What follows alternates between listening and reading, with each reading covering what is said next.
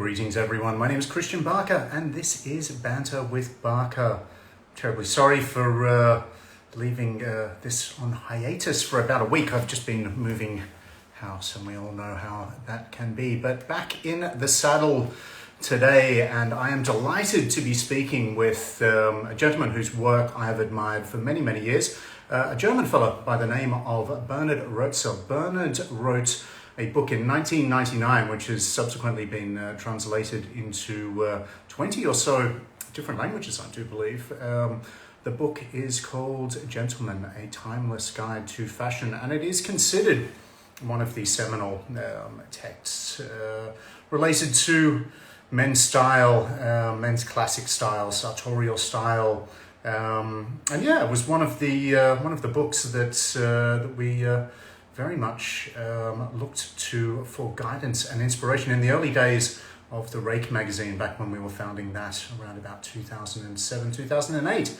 Bernhard is with us right now. Bernhard, if you can just hit the request to join button, we will link you in on the conversation and get started. Thanks for joining us, everyone. Looking forward to having you with us for the next 3/4 of an hour or so as Bernhard and I have a conversation about all things men's style. Hello, Bernhard. How are you? Hello, Christian. It's I great was to be really speaking. nervous about this technical thing, about the whole thing. No, not at all. I mean, It seems to this work. is the reason why I've started doing it on Instagram. I was invited on a couple of other people's conversations and found it incredibly straightforward. Even, yeah, you know, it's good to keep these things simple. So, yeah, now I think you're my, I don't know, 55th interviewee or something over the whole sort of crisis period. So, yeah, it's a great pleasure. For me, it's the first time using this kind of live chat. So, but you can see me and hear me? Absolutely, absolutely. Very, very clearly. You've got everything set up well. It's a nice little mise en scène that you've got happening there, Bernhard. So how are you doing? How have you been coping with this exciting period in history that we've been going through since March of this year? Well, I live in the countryside, and out here it wasn't really that exciting. The only differences that I noticed was that people suddenly wore masks in the supermarket. We don't use public transport out here unless we go to Berlin or Hamburg. I live exactly between Hamburg and Berlin. I don't know how familiar you are with German geography. I've been a couple of roughly times. in the northeast of Germany. And I stopped traveling almost completely. So I was not in public transport anyway. So, but it wasn't peaceful because our children were at home, and so I had to lock myself up, literally in my study where I sit now, to get away from the noise and get some work done. I know exactly how you feel. I have 2 children myself, and yes, while it's been wonderful spending more time with them, at some points it has felt like it's been a little bit too much time. And yes, it's nice to close the door on one's study every once in a while. So what are you working on at the moment? Are you working on a new piece of literature or something else altogether? Well, we're now working on the English version of my last book that I published, which is about the bespoke shoes, which is in German Herrenschuhe handgemacht, which means men's shoes handmade, literally translated. And we had, or the publisher hadn't made up his mind so far to create or to publish an English version, but he will do that now. Okay. And we're thinking about different options, including an ebook, which would make it more easily accessible. Of course, a book on paper is always nicer, but we haven't decided yet. But that's one thing that I'm working on, which means that I'm not doing the translation myself, but I've been speaking to translators and so on. Sure. And I had planned a book with my publishers, which has been postponed, unfortunately, due to the lockdown And the other thing I'm working on is so secret that I can hardly tell you anything about it, but it's about creating a capsule collection. I think that's the term that is used nowadays, but it's still top secret. And that is a new thing for me. I've done little single pieces for retailers like a German retailer, Anton Meyer. We've created the BR1 suit, I think 2 years ago, which was a tweed suit. And but that was not a capsule collection. It was more a capsule suit, so to speak.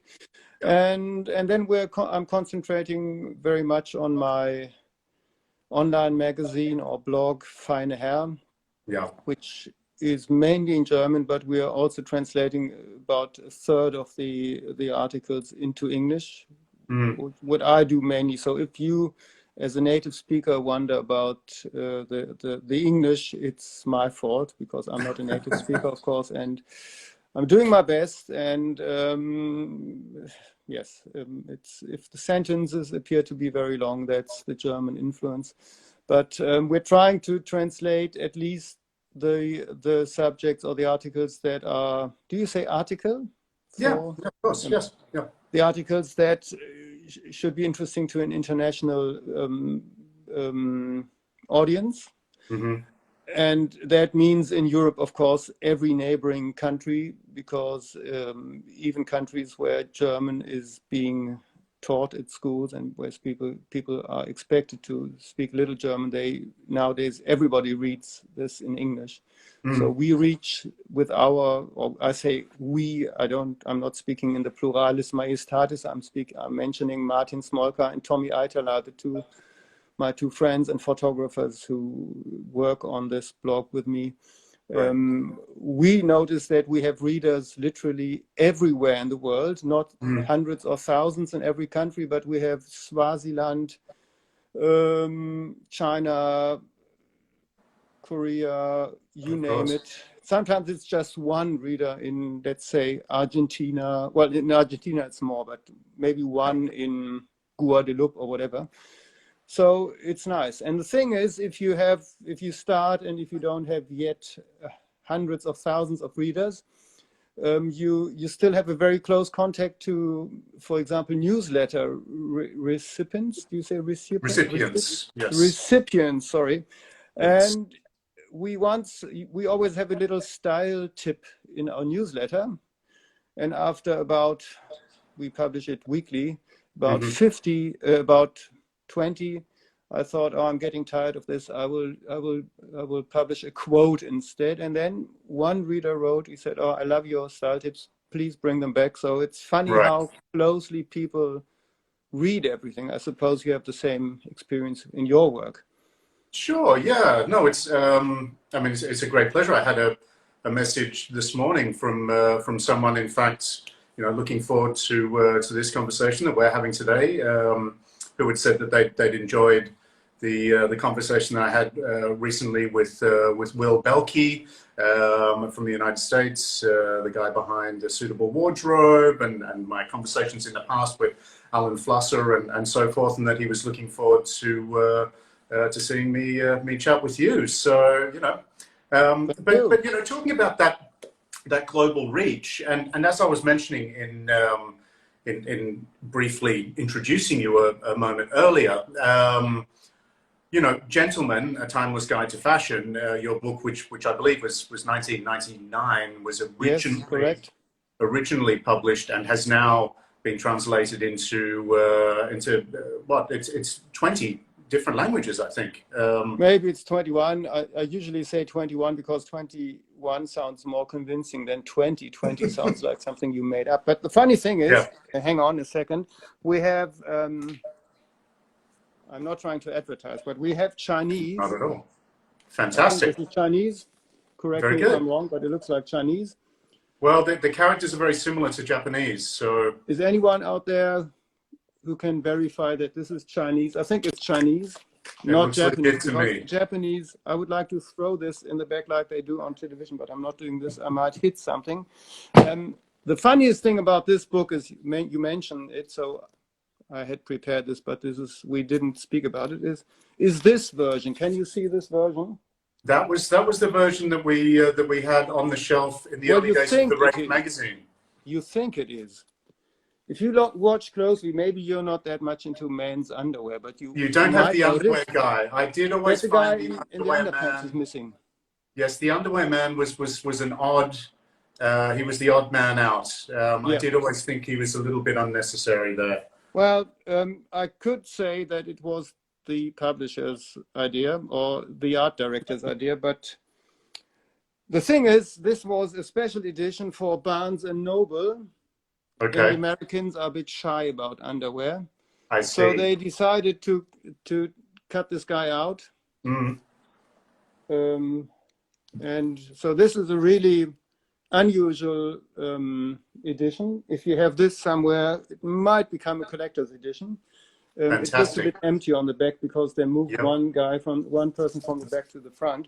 So I think it's 21 languages plus special editions like this one. We had one in Russia, which was published exclusively for one retailer, for Henderson Fashion, and they printed 5,000 copies just for their customers. They Customers. have Okay. hundreds of shops in Russia, and they invited me to do a book launch thing in the Moscow Music Hall, and they had 400 people in the audience, 400 guests, and it was amazing. So the reach of this book is amazing, but compared to the reach that we have nowadays with Instagram, for example, it's nice because you can imagine that your book printed on paper sits on a shelf somewhere. But the way we can reach people nowadays is so amazing, going live. And then, I went live in Prague, I think 10 days ago. I did a story, and we see the reactions of people immediately saying, "Hi, how are you doing? Greetings from Kenya," or whatever. And that Yeah. is so amazing. Well, you don't get the immediate reaction with a book, but I think you certainly it was quite an achievement, and I'm curious what initially possessed you to put down in writing and to create a book that imparted the knowledge that you had gleaned and had gathered over your life up until that point. What was it that inspired you to put that down and to write something that's very much an instructive text? Something that is that sets out to teach men the codes of classic elegance and the rules of how to dress well. Well, I never had this plan for my life to write such a book, and I never had the plan to become a menswear writer. Originally, I wanted to become a painter, an artist, and but somehow my parents said maybe you should at least study something remotely useful, and so I studied graphic design, but I never worked as a graphic designer, and I became a menswear geek. Is that a word you could say, or a clothes nut, or whatever? It's difficult to use these colloquial terms if you're not a native speaker. So if I use the wrong term, just correct me. So in Italian, I would say a pazzo di moda, a guy crazy about clothes. So I started, instead of going on holidays to Spain or wherever, I traveled Europe and went to Severo and to Italy and so on. And this was my hobby.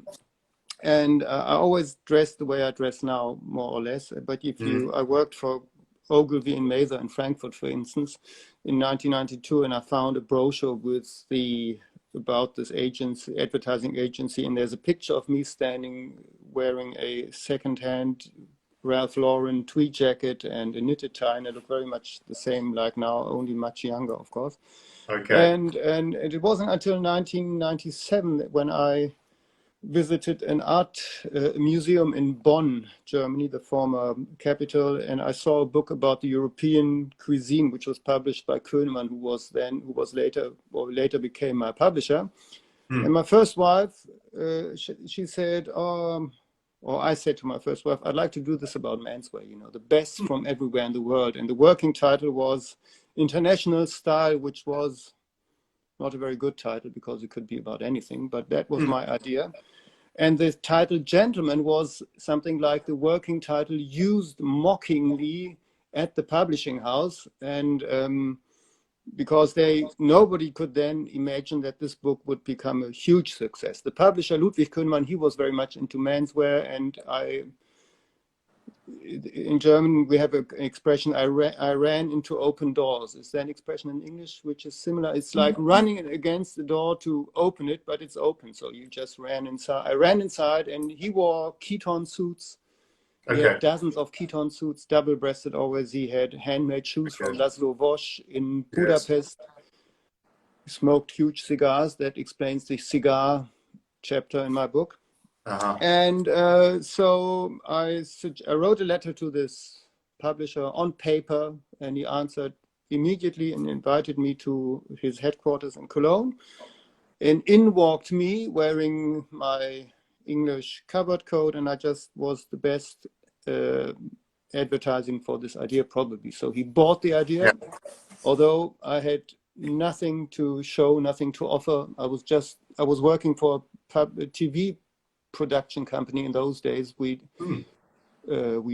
produced daily soap, kind of soap, and I was a script editor, the best dressed script editor on any TV show probably, and so he said, okay, here's the contract, please write this book, and he assigned Günther Beer as the main photographer, who started traveling the world, and so that's how it started.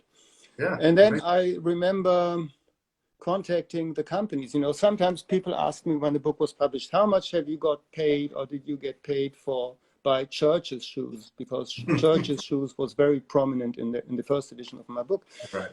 And the only reason is when I studied graphic design, I had done my final exam work were ads or an advertising campaign for churches, and I had contacted them at the shoe fair in Düsseldorf, and they were very, very friendly. They didn't spend any money, of course. And I asked John Farrand, who was then the legendary sales director when I started working on the book. I said, Mr. Farrand, I'm doing a book now, and I'd like to come with a photographer to Northampton, and we take photos, and the book will have this size and blah, blah, blah. And he said, okay, go on, Does it cost us any money? I said, no costs involved. So they said, okay, come around. The English, they are open to eccentric ideas, and so they just thought, okay, this guy cannot do any harm, so we just let him in. And I remember walking over the German fashion show called Herrenmodewoche in Cologne with my book, and I walked to Church's shoe stand, and I showed the book to everyone, and they said, oh, it's huge, and it's so many pictures. And I said, yeah, that's exactly what I said. And then the others came in with a really sad face, and they said, oh, why didn't you tell us that you're doing a book like this? And I said, well, I sent you faxes, I never got any reply. Sure. And then they said, okay, when you're doing the next edition, please, could you visit us? That's what always happens, Yeah. Well, I think there's a common misconception that many of these very sort of artisanal companies have vast marketing budgets, which they don't, in fact, have generally. But it's much more about the passion of the writer for the particular product that is what drives us to visit these people and to cover what they're doing. And look, I often say, when people ask me, who's been the most exciting or inspiring person that you've interviewed, for me, it's generally, it's not a rock star or a movie star or some billionaire entrepreneur or whatever. It's always these craftspeople who have such passion and clearly get such huge fulfillment out of making something beautiful with their hands, and out of starting with a piece of cloth or a piece of leather or a piece of straw, whatever it may be, and at the end of the day having something incredible and something gorgeous that then is appreciated by whoever is the end consumer to the same extent. It's a beautiful thing. Well, that's the similarity to books. If you work online all the time, you cannot imagine how nice it is to do a book or to do your first book. I've done, I think, all in all 20 books now, mainly for the German market. Some have been translated, some other books. But when your first book turns up in the shops, it's nice to hold it in your hands, and you sit at home and you work and you write for months or weeks and months and sometimes years, and then suddenly you see it and you can touch it. And that's much nicer, or a different experience from just seeing it online. It's nice to have something online, but a book is really different. And it's similar to something that is created by craftsmen, because at least you have paper, you have huge analog machines in the past printing it. Nowadays it's very often digital print. But of course, craftsmanship is something really different. I'm just the guy, Woody Allen said something, I don't know if it's politically correct to quote Woody Allen nowadays, but I still It's do. fine. Sure. And he said something like, the real work is done by the guy on the street outside working with a big hammer or whatever, working on the street. What we do is it's like a nice children's birthday party. I only know the quote in German. I cannot translate it back into English correctly. So basically what we do is we write about nice things, and it's fun. And the craftsmen in the workshop or in the factory, they sit there. When I visited shoe factories like Crockett and Jones, I saw these craftspeople, and Jonathan Jones or James Fox, the marketing director, they introduced me to these people, and they said, this is Brian, or whatever his name is. He has been sitting here for 30 years punching holes into the toe caps or whatever. Or I remember meeting a lady at Church's shoe factory long before they were bought by Prada. And she was the one who wrote by hand with a ball pen the number inside of the, what you always see written by hand on the old Church's shoes. And every time I put on one of my Church's shoes in those days, I imagined seeing her sitting there and being really proud of her work. And I said, oh, that's amazing. So you wrote all these numbers in all the shoes I have back in Germany, And that's the same what happened when I visited Materna in Vienna, another bespoke shoemaker. And I saw a lady who's been punching these holes, not using a stencil, but really just freely by her rock of eye with a little iron and a hammer. And she's been doing this for decades, and she didn't show any sign of being tired or bored, and that's so amazing. How people, it's different from operating a machine. It's manual work, and it's so satisfying. Although it must be boring sometimes, it's still more satisfying. But I also think if you're doing that, when the bell rings and you clock off for the day, you stop worrying about it. You're not worried, like perhaps we are on deadline, or anyone who's got an ongoing job. There would be an amazing sense of completion to kind of finish your working day and clock off and go home. I mean, the closest thing I know to it is for a short period I worked on a daily newspaper where when you sent that thing off to print each day, it was over and done with. It went out to the printers, and we went out to the pub and had a beer, and it started afresh the next morning when you came into the office. But when I went home at night, I wasn't worried about anything. There was no further work on my mind. Anyway, different matter altogether. But I would love to ask you, Bernhard. You were saying earlier that you've always dressed in quite a classic and sort of formal fashion from your youth. Where do you think that passion or that interest initially was sparked? Where do you think that originally came from? What was its root?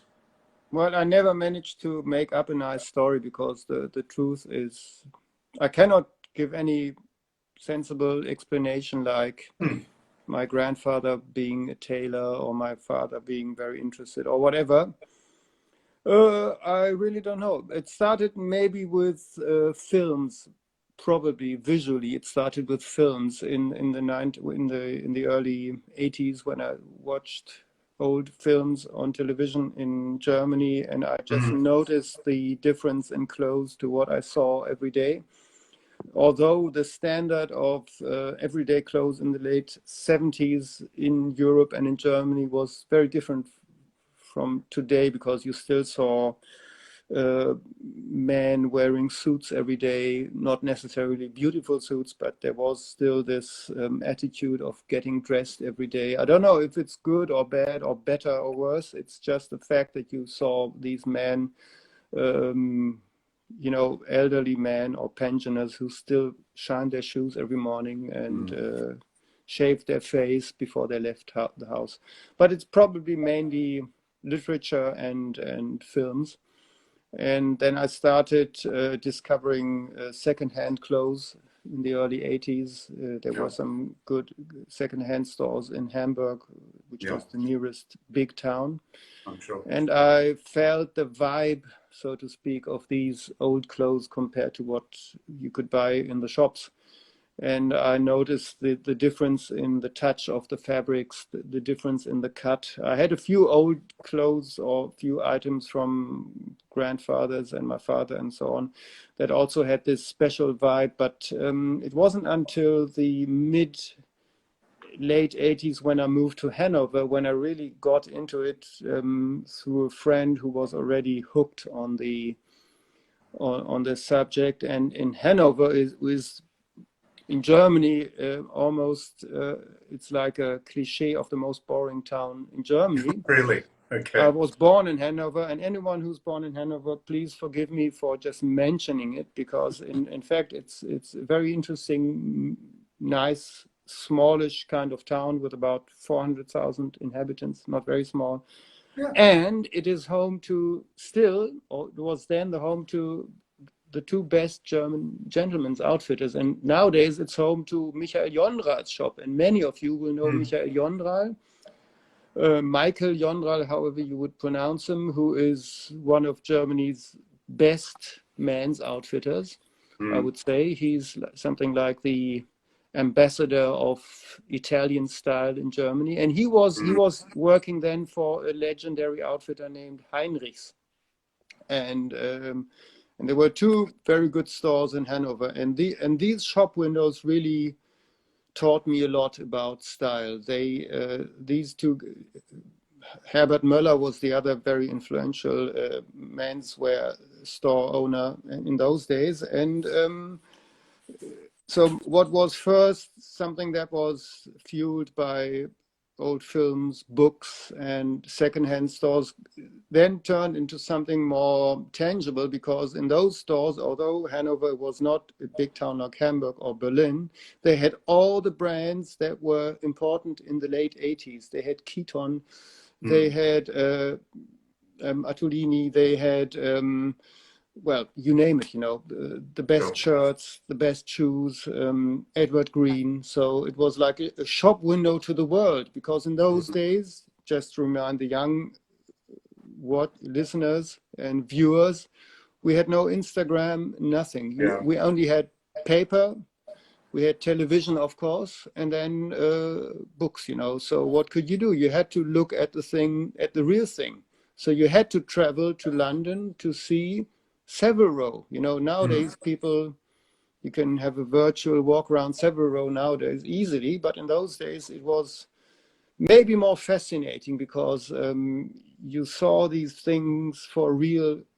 Of course, you could see them on picture, but it was different to see them for real if you hadn't seen dozens of videos before, you know. Maybe it was even, sorry. Well, no, that I didn't mean to interrupt, but that did just bring to mind, I think, you know, when I first visited Savile Row when I was very young and first living in London for a year when I think I was 19 or so, you know, I didn't have the gumption to go into any of the shops. I remember, you know, I want to go and have a look at Savile Row and see what the story is there, you know, this legendary place that I've heard about. But I'm certain that I, you know, walked down the street and was quite, you know, found it confronting. Would have found it confronting to actually walk into any of those shops at the age of 19. And I think even, you know, in later years, it was still quite confronting, and perhaps for younger guys now, where they can, you know, take a look inside and follow all of these tailors or shopfront guys on Instagram and see them in videos and see them being as open and as friendly and as personable as they are. I'm sure if I'd walked into any of those tailors on Savile Row when I was 19, someone would have welcomed me and would have had a chat with me, and despite the fact that I clearly didn't have the 5,000 or 6,000 or 10,000 pounds or whatever was required to actually purchase any of their wares. So maybe Instagram and all of this stuff is opening it up, making those doors a little bit more open, so they're running at the open doors, as you would say. Well, I when I was in London in maybe I think 1988, maybe I remember going to Savile Row when I was 21, maybe. And there was one small shop, I don't know where it was, if it was in Savile Row or one of Sackville Street or whatever. And I was peeping through the open door, and it was a very small and narrow store. And I remember two cutters in there. One was bearded, I think. They both wore three-piece suits. They had taken their coats off. And they asked me inside, and I looked at everything, and I was amazed how friendly they were, because they were employed cutters, I suppose. And so they were not really interested that I couldn't afford anything then. Yeah. They were just very friendly and showed me around, and they had this typical Cockney friendliness. Many of these tailors in Savile Row in those days were Cockneys, of course. And then I liked this contrast of these handmade bespoke suits that they wore and this Cockney dialect. And I really enjoyed that. And they were so friendly. And it was not the attitude of maybe thinking this guy could come back in 5 years and afford something. They were just friendly, And yeah. That's what I encountered many times, that until today, if you go inside a shop, and that's what many craftsmen always tell me, they don't mind people coming in who cannot buy. Of course, if an important customer is there and somebody comes in, it can be a nuisance or be annoying, but usually if there's time, and they usually have a lot of time in between, they're very friendly and show you around. And even nowadays, if you just ask, can I see your workroom? Can I go back in the back rooms with you? They usually show you everything, because some people are just too shy, and they prefer to look at it on the internet. But I always recommend, also for people who consider buying something bespoke, I always recommend go there, speak to the people, ask to look at the workroom, look for the real thing, because nowadays we have a lot of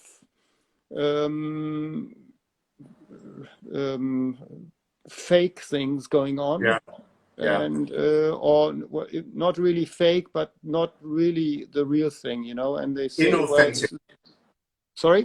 Inauthentic, I would say. Yes, inauthentic, and it's and I think if somebody is honest and his offer is honest, he will always be pleased to show you around. It's because nowadays they know they have something, they have an advantage over anyone who doesn't have this authenticity. So just go on and ask, or they can say is no, but usually they're interested to show you. So because even the reaction to this question gives you an idea what this guy would be like if you ordered something from him.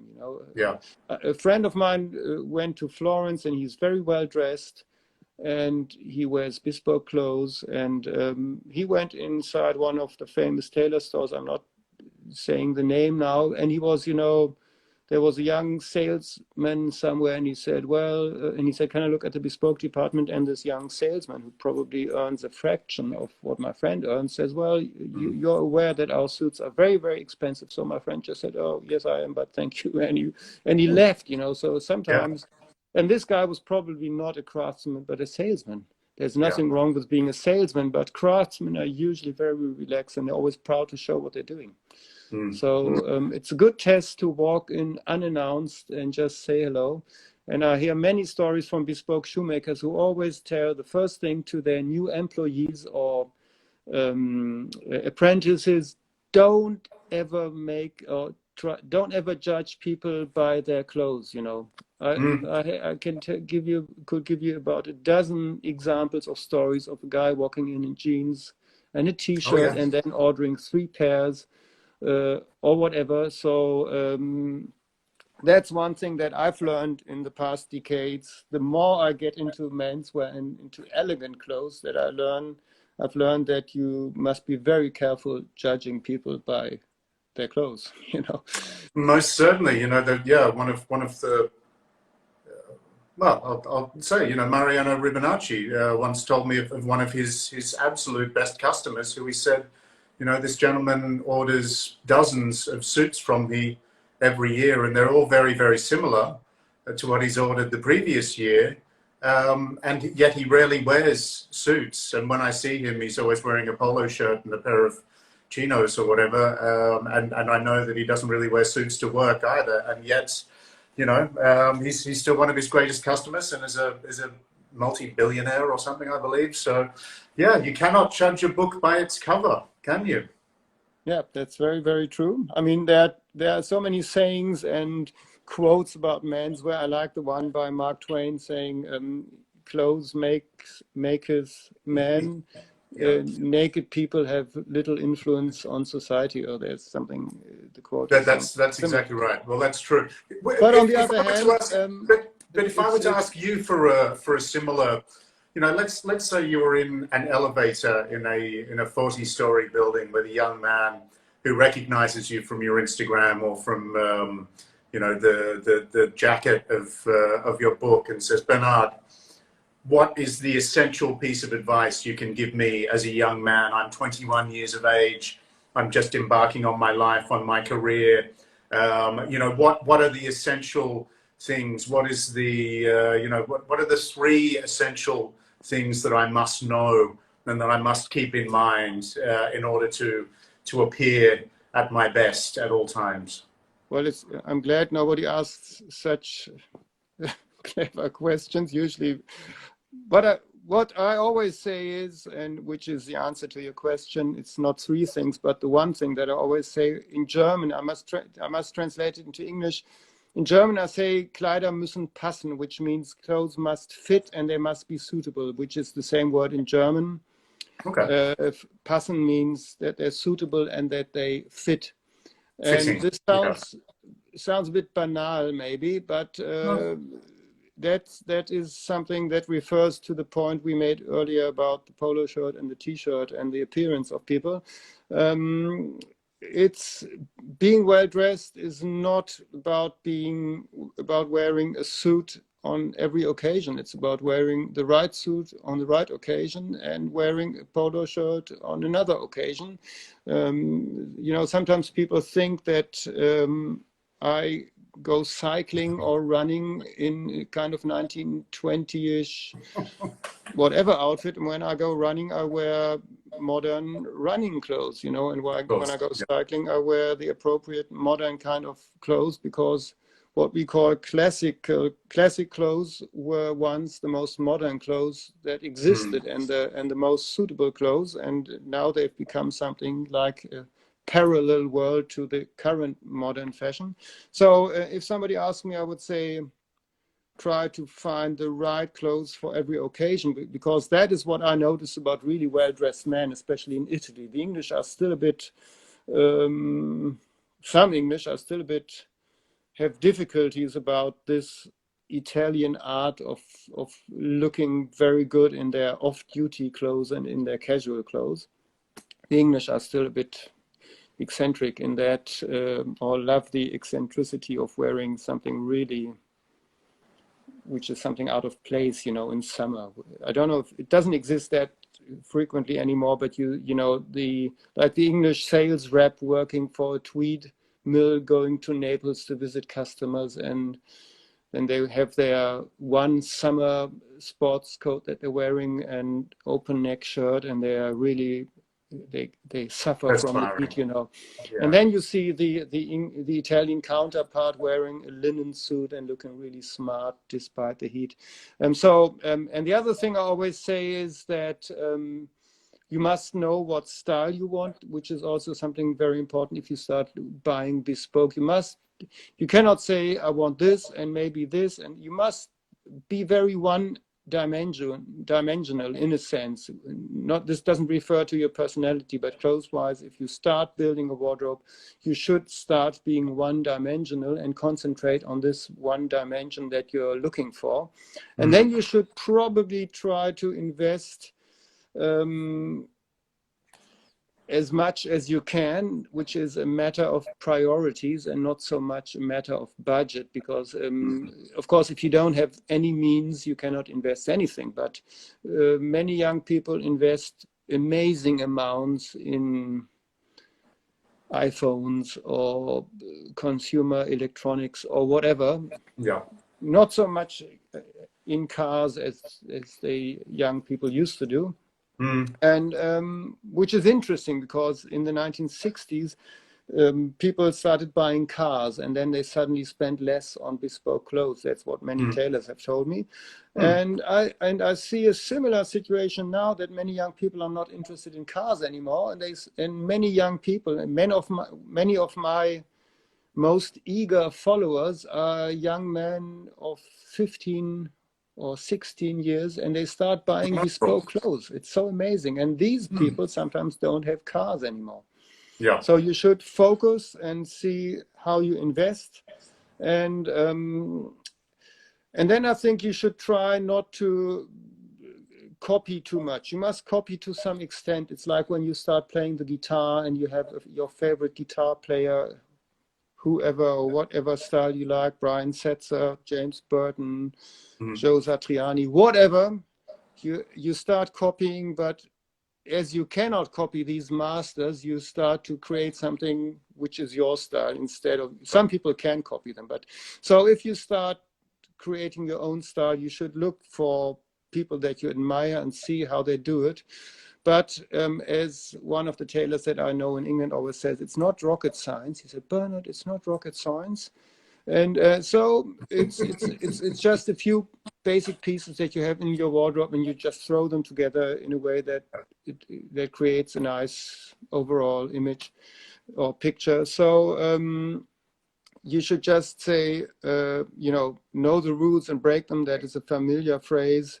Yeah. It's just so few rules that you might think of, but it's maybe 5 rules that you should think of, or 5 recommendations, I would rather say, or 5 hints, for example, about matching colors and patterns and so on. It's very, very easy, and I'm always amazed when I'm invited to do workshops or lectures, even in places where people tell me, please don't tell our audience these very simple basics. Don't tell them about brown shoes or black shoes and so on. And then I start my lecture, and I find in the end, when the question time comes, that people ask these very basic questions. So Yeah.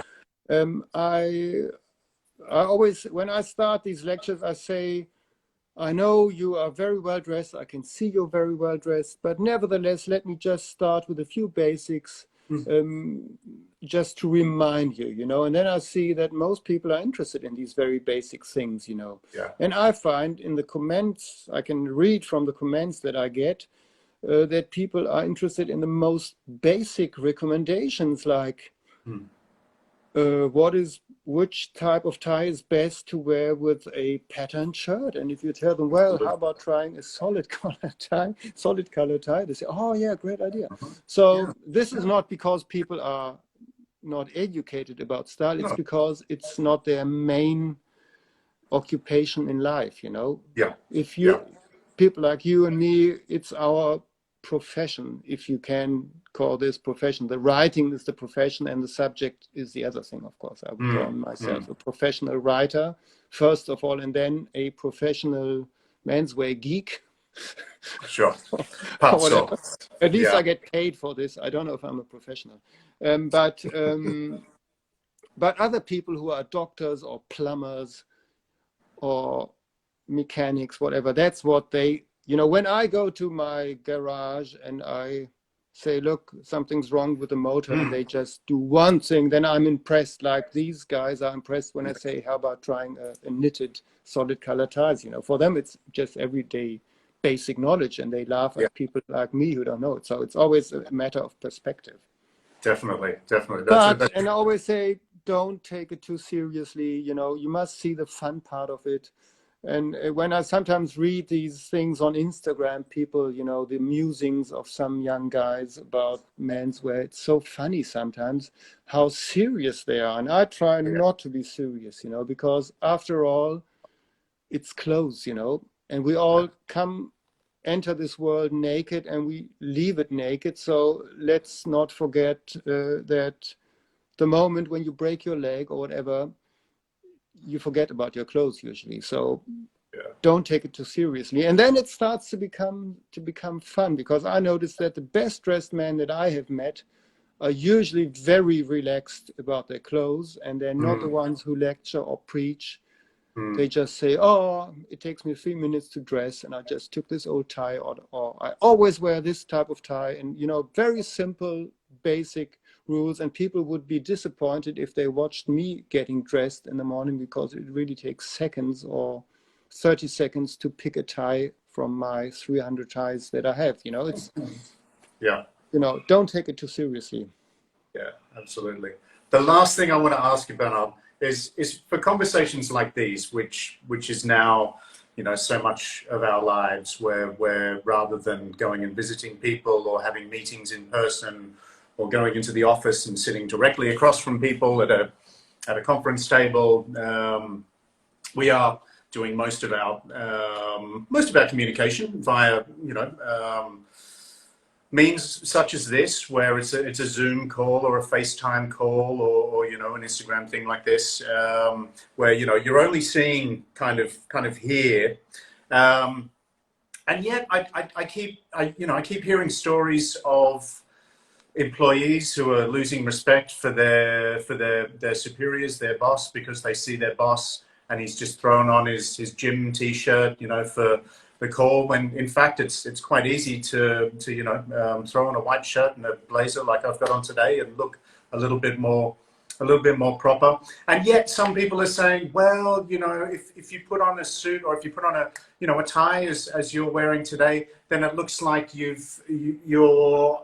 I don't know, you're pretending that you're doing something that you're not, because we know that you're at home. And yet isn't everything, isn't, you know, in the old way that we used to present ourselves when we were, you know, all the way back in 2019, actually going out in person and making the effort to put on a blazer or put on a tie, whatever it may be.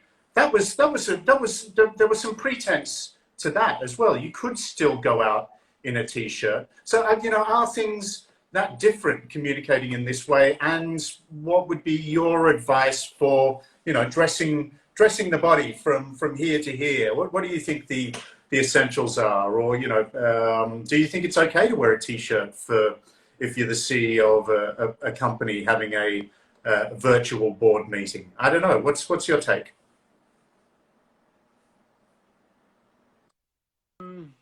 I totally agree with what you say. I think it's what you said. I think it's difficult. It depends on how the CEO dresses usually, and if he suddenly turns up on this screen wearing a T-shirt, it would undermine his status, I would say, because as you said, going out, dressing up for going out in the real world is just the same kind of pretense, like, or pretension. What is the word? Pretend.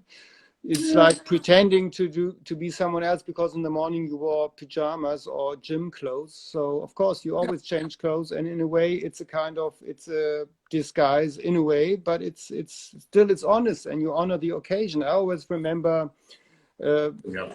or I remember a quote from a German TV presenter who was asked in the 1970s why he was always wearing a dinner suit for his show. And he said, well, I come into the living rooms of millions of viewers, and I want to show me in the best way, because I visit people in their home.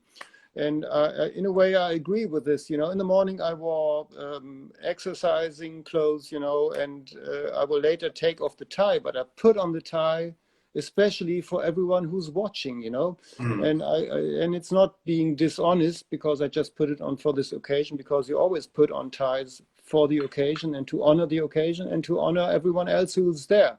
And so I think if you have this kind of meeting, you should just wear what you've always worn at this type of meeting, maybe with a dash of casual style, maybe. But we've worked together, or many people have worked together for decades in the same company, or years, or 20 years. And just because of this Corona thing, which has been going on since March, it's ridiculous to expect that all expectations have completely changed just because we see ourselves in this little screen, which is just the replacement for other ways of meeting. You know, we could sit in a meeting and have a little frame, with a wooden frame with a bit of glass in front of us. This wouldn't change the way we dress. And one of the things I've always said to people when they do business, the moment you leave the house, the moment you drive to the airport, business starts. You know, I always dress in a way that I could meet the people that I meet later. I could meet them at the airport. Sometimes I meet people at the airport and they haven't changed yet, you know, and it's embarrassing because they wear some really embarrassing casual clothes, or at least they feel embarrassed because I turn up in some clothes, because I'm always afraid of losing my clothes on the airport. So I dress in a way that I could go to the meeting right away. So I think it's more honest to say, once you're out of the house, you're on the stage, and then you must dress your part. And that's not dishonest. It's just a matter of respect, I think. And we should look at this as being out of the house, shouldn't we? You know, of course it's out of the house. I mean, I sit in my house, but still it's out of the house, because we know all these Instagram things going on and how much fake things are going on. But if you present yourself to hundreds of thousands of people, you should take care that you have shaved, maybe, or whatever you think is suitable for the occasion. It's you must. Of course, I thought about what I wear, but I thought a tie is just appropriate. I have a very casual linen jacket, which is about 20 years old, and one of my shirts. Nothing spectacular. I wouldn't sit here in a business suit, but just as you wear an open-necked white shirt, and as the host of the show, so to speak, you can dress differently because I'm the guest on your show. So you probably are not trying to be more elegant than your guests, maybe. So I suppose that's why you're not wearing a tie, maybe, because you didn't know what I was wearing, because we didn't speak about this. You just left it to me, and we didn't even, we exchanged messages before, but not about this. That's right. So you are perfectly dressed for your position, and I just try to be dressed in the correct way as being your guest and guest of all the people watching us, you know. You look super elegant, Bernhard, and I'll let you know, I did go to the trouble of shaving before coming on. I always do. And I cut myself here. So if you wonder what this is, I had a new razor and I cut myself. It happens. But look, you look absolutely razor sharp, and that's a lovely note to end on. But it's been wonderful to finally chat with you. This is the first conversation that you and I have had beyond some written correspondence over the years. We might have a question here. What do you recommend students? What do you recommend to students for dressing? Well, it depends what you study and where you study. I often hear that students nowadays, it's difficult even wearing a jacket or even a shirt or a dress shirt, because they don't want to be overdressed. But on the other hand, I think you shouldn't try to hide your personality. If you like wearing at least a dress shirt, maybe a jacket is too much, but I think the shirt is just something like wearing, it's a hint of a suit that might come later. I think a dress shirt is always good. And then maybe khaki chinos instead of jeans, if you like a bit of more of a formal style. A tie and a jacket is usually too much, depending on what you study. If you study the law, you might get away with a jacket and a tie, depending on the country. But I know that students dress very casually nowadays, and even a dress shirt is something. Well, this chap is saying suits. I mean, formal dress. And what my advice would be, you know, I remember when I was 18, 19 years of age. And, as you were saying earlier, Bernard, vintage was the way to go. And particularly when you've got a 28-inch waist and you're a perfect 38 regular, there's a lot of stuff out there that you can buy. And also, I think, with everyone being more conscious of sustainability these days, there's nothing that is more sustainable than the vast amounts of vintage clothing that are out there, and that you're not consuming fast fashion. You're not buying stuff that's made out of, environmentally damaging synthetic fibers.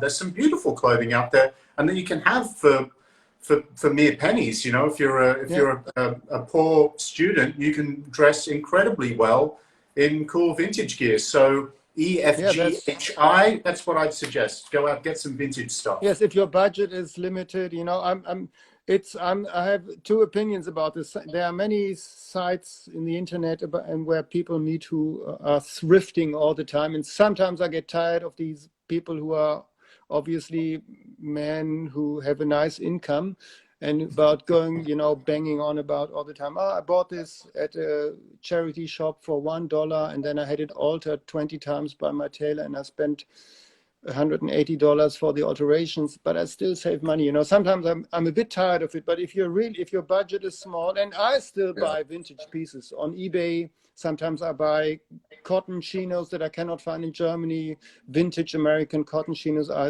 go to a shop regularly in Hamburg called Rudolf Buffet. Hello, friends, in case you're watching. I sometimes find overcoats and whatever, because some things simply don't exist anymore.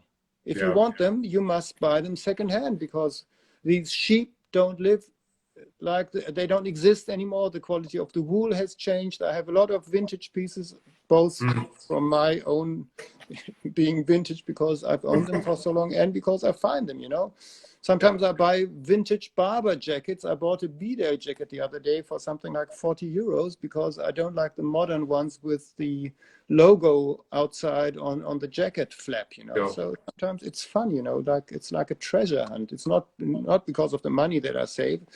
It's the fun of finding something unique, like you find an old antique chair, It's like a chair you can wear. Yeah.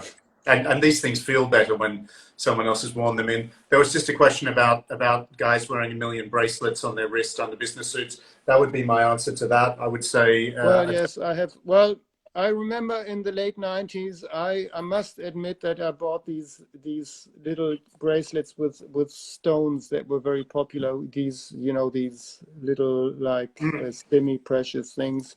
I bought them. I did that in the late 90s, but in the moment it's too much, especially in Italy.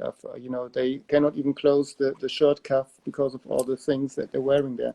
It's nice to have a little thing that maybe your child made. Braiding something.